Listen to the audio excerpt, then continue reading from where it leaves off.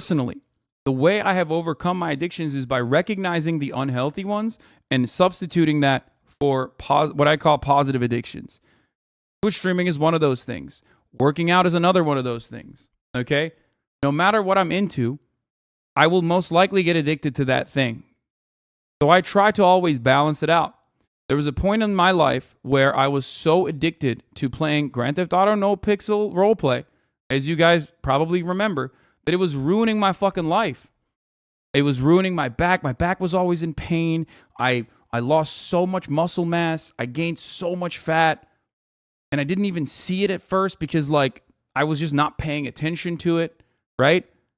And it's such a silly thing to be addicted to. And you would think, like, oh, what the fuck? Like, that's crazy. But it ruined my life. And I love the friends I made on that server. And I love the server in general. And there are plenty of people who are able to do it. Normally, I was not one of those people. Okay? I was not one of those people. It was ruining my fucking life. I was playing for 16 hours a day. I was sitting for 16 hours in front of the computer. I stopped working out. I stopped eating well. Okay? And I knew. And I was lucky. I had will. Okay? Once, the COVID lockdowns, and once the vaccines came out and COVID lockdowns were like being limited, you know what I mean? And once I no longer had like the fear of God in me that I was going to fucking get my mom sick with COVID or whatever because she moved out as well, I went outside. I hung out with Will. And the first time we went outside, Will was like, bro, you got to stop. This is ruining your life. Like you're an Italian man for 16 hours a day. It's such a funny and stupid thing to mention. But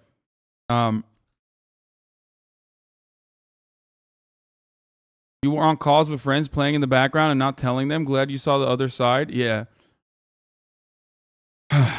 And he was right. I fucking quit. I stopped it. And I went back.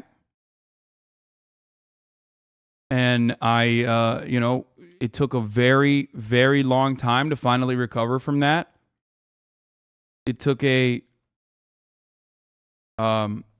tremendous amount of work to get back to where I was mentally in my mental health. My mental health was in fucking ruins. It was in a state of disarray. Yeah. And it took a long time, but I did it. I recovered from it. Just like the same with alcohol, and the same with cigarettes, and the same with everything else that I have been addicted to in my life. Not the same thing.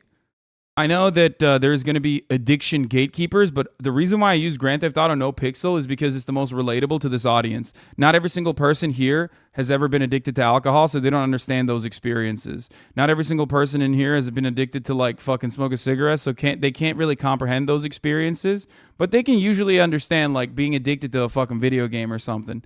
Okay? That's the difference. That's why I'm using that and not like the more serious stuff that I've talked about before. I've been arrested for a DUI, guys. Like, I mean, are you sober from alcohol? Do you still drink a little? I drink a little now, but I was very lucky. And even then, it still creeps in. But I'm very, very careful. I've talked about this before. I would binge drink, and I would fucking get blackout drunk every night.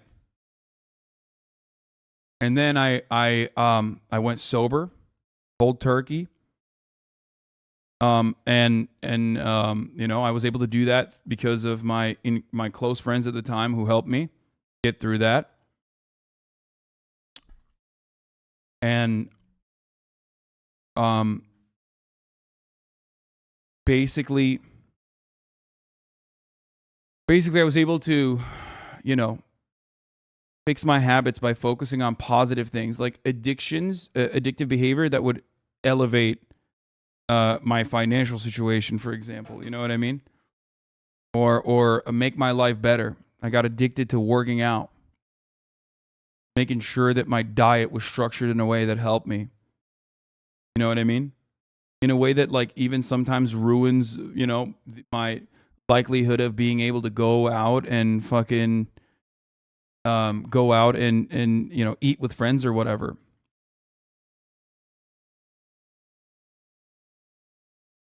But you know, you guys have seen this. I've talked about this a lot. I feel like I'm repeating myself, but you know, it bears repeating sometimes. But ultimately, that was the reason why I was using NoPixel, because like the same fundamental like brain thing is there. So when you go to clubs and bars nowadays, do you go sober? I mean, first of all, I don't even usually go to bars and clubs nowadays, but I used to. Yeah. It's super easy, my friend. I'll tell you what. Try it out one time. Alcohol addiction is like really fucking creepy because it creeps in. You use alcohol as a social drug, as a crutch, because everyone is anxious to talk to one another. So you start drinking to lower your inhibitions, and then you start relying on that too much. And before you know it, you're drinking more and more. Fun as well. You know what I mean? It makes you feel good. Fucking love alcohol, man. It's the best. I'm a whiskey man myself. I love scotch. Okay. But one of the easiest things is to find a sober partner, you know what I mean?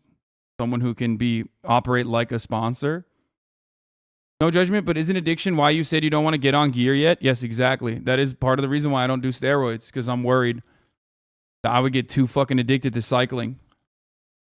It'd shave years off my life. But yeah, one of the things you can do, like I said, is have a sober partner, like a sponsor. You do want to go out. Another thing is, you know, and this is a super fucking, every alcoholic, every AA person in the chat knows this already, but it's the best tip of all time. You have to have something in your hand when you go to a bar. You just have to. It makes you feel more comfortable.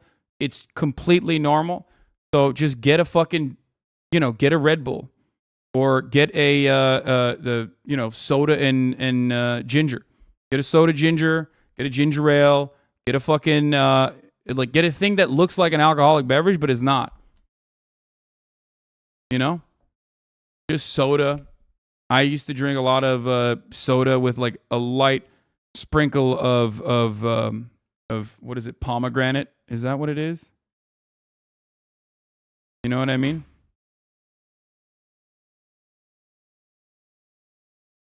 Club soda with a lime. So you get something like that. You get something like that. Your hand is full. No one's going to fucking roll up to you and be like, well, why aren't you drinking? Here, drink this, drink that. You know, that's a super, at first it feels weird because you're like, well, I'm not drinking right now. But then you start getting used to it.